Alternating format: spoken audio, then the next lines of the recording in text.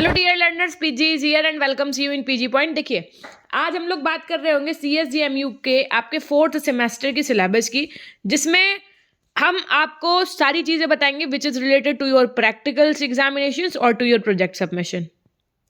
देखिए, 3rd semester में भले ही आपके 2 पेपर थे, लेकिन जैसा कि आपके 1st सेमेस्टर में 4 पेपर थे ना, सेम उसी तरीके से इस सेमेस्टर में भी, यानी कि 4th सेमेस्टर में भी आपके 4 पेपर रहने वाले हैं। मैम हिंदी में बताइएगा। हमने कहा wait for a minute, wait and watch, I will tell you each and everything in your English as well as in Hindi also. ठीक, तो पेपर 1 की अगर मैं बात करूं तो पहले आप समझिएगा, पेपर 1 जो है उसका कोड है 401।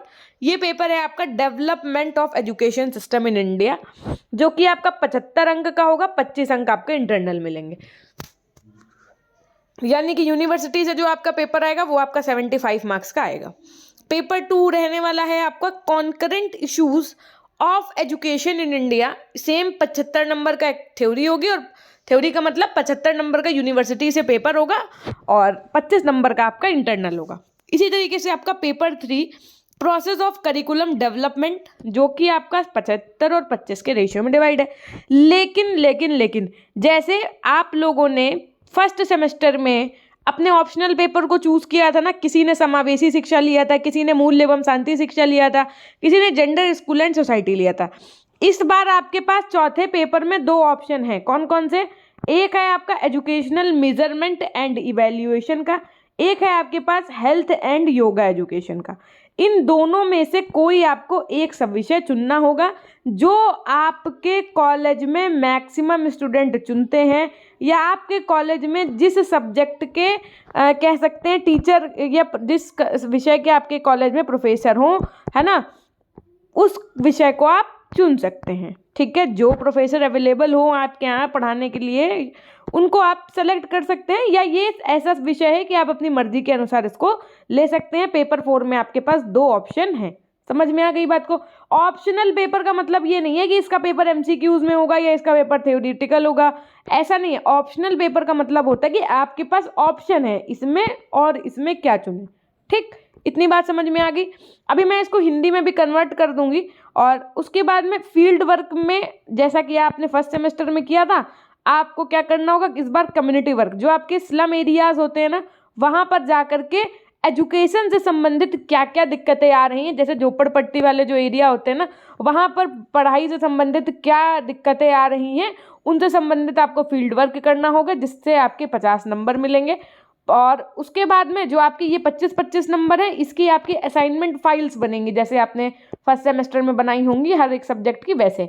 उसके बाद में जो आपके प्रोफेशनल डेवलपमेंट के अंदर जो ग्रेड मिलेंगे, वो आपको life skill and personality development, music, drama, craft, yoga से रिलेटेड एक्टिविटीज़ जो भी होंगे, उसमें ये आपको कॉलेज की तरफ से दिए जाते हैं। ठीक, उसके बाद में जो कम्प्रीहेंसिव वाइवा होगा आपका based on complete BEd course. समझिए, इस बार का जो आपका वाइवा होगा वो पूरे बीएड कोर्स से संबंधित होगा, यानी कि ऐसा नहीं होगा कि सिर्फ आपको इन्हीं 3 विषय से प्रश्न पूछेगा। वो हो सकता है कहो आपसे ये पूछ दे कि बीएड आपने किया है, आपने बीएड को इतने दिनों तक पढ़ा, इतने 2 सालों तक सेमेस्टर में, तो आपने क्या सीखा वहाँ से, या आपने एजुकेशन सिस्टम में ऐसा क्या बदलाव लाना है एक शिक्षक बनने के बाद में। तो based on complete BEd course, इस पर याद रखिएगा, इस बार कंप्लीट बीएड कोर्स से 4th सेमेस्टर में आपका वाइवा होना है।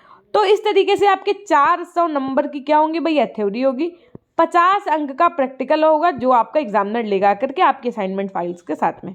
ग्रैंड फाइनल टोटल की अगर मैं बात करूं मैम, पूरा बीएड हमारा कितने अंक का होगा? हमने कहा पूरा बीएड आपका इसी तरीके से 1800 अंक का होता है। ठीक, अब फाइनल परसेंटेज आपकी क्या बनती है, ये तो भाई 4th सेमेस्टर के एग्जाम के बाद ही आपको पता चल पाएगा, है ना। अब जरा मैं इस चीज़ को हिंदी में भी एक बार एक्सप्लेन कर देती हूँ। देखिए, और ये भी बता देती हूँ कि इनके अंतर्गत कौन कौन सी आपकी यूनिट्स पूछी जानी है। तो देखिए, हिंदी मीडियम वाले भी समझेंगे, इंग्लिश मीडियम वाले भी समझेंगे यूनिट और उनके क्या सब्जेक्ट कैसे हैं। पहला सब्जेक्ट है, जो आपका पहला पेपर है, वो है भारत में शिक्षा प्रणाली का विकास। इंडिया में जो एजुकेशन सिस्टम है उसका कैसे डेवलपमेंट हुआ है, यानी कि 1947 से पहले शिक्षा कैसी हुआ करती थी, वैदिक काल में शिक्षा कैसे हुआ करती थी, तब स्त्रियों की क्या कह सकते हैं शिक्षा को लेकर के राय थी, वो सब चीज़ें हैं। ठीक, इसके अंतर्गत आपको पढ़नी है। इसके अंतर्गत जो आपकी यूनिट रहेंगी वो 4 यूनिट रहेंगी। Education in ancient and medieval India, education during British period, लेकिन ब्रिटिश पीरियड में कब से कब तक, 1700 से 1900 तक, इतना ही है इस बार सिलेबस में। यूनिट 3 में आपका एजुकेशन सिस्टम फिर से ब्रिटिश पीरियड में, लेकिन अब जो है वो 1901 से 1947 यानी कि जब देश आज़ाद नहीं हुआ था तब तक। फिर उसके बाद में education in post independence period, यानी कि जब आज़ादी मिल गई उसके बाद, यानी कि 1947 से वर्तमान तक। ठीक, ये आपके पेपर 1 जो है 4th सेमेस्टर का है, जिसके अंतर्गत आपकी 4 यूनिट आनी है। इसी तरीके से पेपर 2 की अगर मैं बात करूं तो भारत में शिक्षा के समसामयिक मुद्दे, present scenario of Indian education, issues related to Indian education in, तो उसके बाद में challenges of education at different level in India, policy framework for public education in India and its implementation. देखिए इस तरीके से 4 यूनिट आपकी पेपर 2 में। मैं आपको बता दूं कि इस बार जो हम आपको PDF देंगे उसके साथ में वीडियो लेक्चर्स मिलेंगे, याद रखिएगा। वीडियो लेक्चर्स के साथ में इस बार हम आप लोगों को कैसे नोट्स देंगे, कोई वो नहीं देंगे, हैंड रिटन नोट्स प्रोवाइड करेंगे। ठीक, PDF वीडियो लेक्चर मिलेंगे, हैंड रिटन नोट्स मिलेंगे, मॉडल पेपर मिलेंगे। प्रीवियस ईयर तो खैर लगाने की मीनिंग ही नहीं, क्योंकि प्रीवियस ईयर हम मॉडल पेपर में ही कवर करवा देते हैं। ठीक, ऐसा कोई क्वेश्चन नहीं होता है आपका जो प्रीवियस ईयर का हो और मॉडल पेपर में ना मिले, ऐसा नहीं होगा। तो इतना कुछ हम आपको प्रोवाइड करेंगे, तो इसलिए जो भी आपके सेविंग्स हैं वो करना शुरू कर दीजिए, या जो भी है बचा करके रखिएगा, है ना। कोर्स देंगे पूरा इस बार हम आपको, लास्ट सेमेस्टर है तो अच्छे तरीके से आपको सब कुछ करवा देंगे। तो क्या मैम यूट्यूब पे क्लासेस नहीं होंगी? हमने कहा बिल्कुल होंगी, एक टाइम के बाद में होंगी, नियर अबाउट 1 मंथ्स का आपको वेट करना पड़ेगा, उसके बाद में होंगी क्लासेस। तब तक के लिए मैं छोटे छोटे आपको टॉपिक्स के वीडियोस देती रहूंगी, और उसके बाद में तब तक के लिए आपको करना भी क्या है, यूपी टेट की तैयारी में लग जाइए। जिन बच्चों का सीटेट नहीं क्लियर है, क्योंकि वैकेंसी आती है तो बिना सीटेट के आप तो कहीं नहीं अप्लाई कर पा रहे हो, तो अगर अभी यूपी टेट का चांस मिलने वाला है आपको तो यूपी टेट में लग जाइएगा। ठीक है, अब देखिए ज़रा, present scenario of Indian education, issues related to Indian education in India, इस तरीके से आपको ये पढ़ना है। पेपर 3 है आपका पाठ्यचर्या का विकास कैसे हुआ। तो सबसे पहले यूनिट 1 है आपकी बेसिक्स ऑफ करिकुलम की, यूनिट 2 है आपकी principle planning and approach of curriculum development की, यूनिट 3 है आपकी determinants and models of curriculum development, unit 4 है आपकी issues and trends in curriculum development. उसके बाद में जो आपका ऑप्शनल पेपर है 4, उनमें से आपके पास क्या ऑप्शन है, तो देखो यहाँ पर आपके पास 3 ऑप्शन कौन कौन से दिखा रहे हैं हम आपको। एक तो है आपका शैक्षिक मापन और मूल्यांकन का, एक है आपका स्वास्थ्य शारीरिक और योग शिक्षा का, और एक है शिक्षक की शिक्षा का। मैम ये वाला तो अभी आपने ऑफिशियल सिलेबस में नहीं दिखाया है, हमने कहा अभी हम आपको बताते हैं कि इसका भी क्या सीन है, ऑफिशियल सिलेबस और यहाँ पर अभी आपको ऑफिशियल सिलेबस से भी कंपेयर करवा देते हैं। देखिए ये तो हो गया आपको ऑप्शनल पेपर 4 में आपको जो 3 ऑप्शंस मिलने हैं। इसके अलावा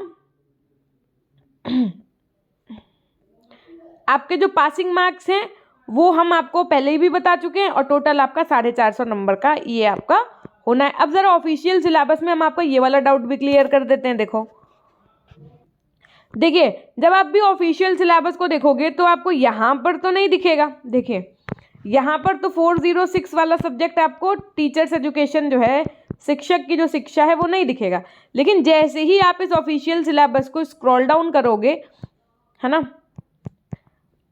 तो मैं आपको दिखा देती हूँ यहाँ पर। तब तक के लिए अगर चैनल पर नए हैं तो सब्सक्राइब करके बेल आइकन प्रेस कर दीजिएगा, और अगर अभी तक आप हमसे इंस्टाग्राम से नहीं जुड़े हैं तो हमसे इंस्टाग्राम पे जुड़ने के लिए आप PG पॉइंट ऑफिशियल भी सर्च कर सकते हैं। उसके अलावा हमारा टेलीग्राम चैनल PG पॉइंट के नाम से है, और हमारा एप्लीकेशन PG पॉइंट के नाम से है। देखो यहाँ पर हम आपको दिखा देते हैं, health physical and yoga education मिला आपको, देखो यही ऑप्शनल सब्जेक्ट। उसके बाद में आपको इसकी चारों यूनिट ये दिख गई। फिर ये देखिए आप यहाँ पर टीचर एजुकेशन, जो हमने बताया ना शिक्षक की शिक्षा, अभी हमने आपको हिंदी में बताया ना शिक्षक की शिक्षा, तो ये आपका ऑफिशियल सिलेबस में है बट वहाँ पर नहीं शो किया गया है ना।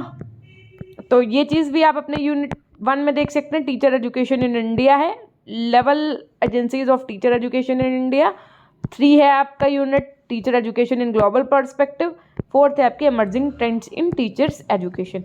तब देखिए ये है आपका लास्ट वन, है ना। इसी तरीके से आपने भी हेल्थ एंड योगा वाला नहीं देखा होगा ना, हेल्थ एंड योगा वाला भी मैं आपको दिखा देती हूँ एक बार। ये देखिए आप, ऑप्शनल पेपर जो होना है आपका बीएड 4th सेमेस्टर का, उसमें पेपर 1 जो आपका जो पहला सब्जेक्ट है वो measurement and evaluation in education है, उसके ये सारे टॉपिक्स हमने आपको दिखा दिए, यूनिट 1, 2, 3 और 4। ठीक, उसके बाद में जो आपको ऑप्शन मिला वो देखो यहाँ पे मिला health, physical and yoga education का मिला। उसके आपने चारों यूनिट्स देख लिए लाइन से, देखो यूनिट 1, 2, 3, 4।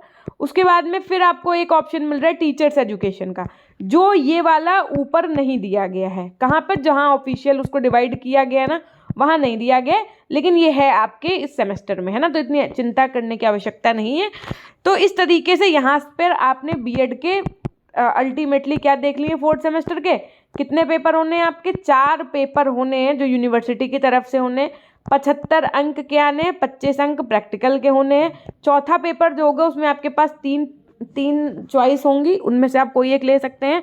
इसके अलावा 450 नंबर का पूरा सेमेस्टर होगा, है ना, जिसमें कि 50 नंबर आपके काहे के होंगे भैया, प्रैक्टिकल और वाइवा के होंगे।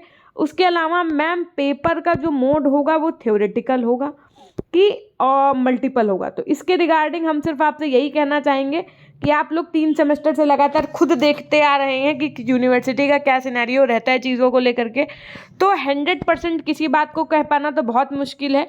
लेकिन अगर मैं अपने परिप्रेक्ष्य से बताऊं तो most probably chances theoretical paper के ही हैं। हमने क्या कहा, 80% मान लो आप चांसेस थ्योरी के हैं, 20% मल्टीपल के हैं।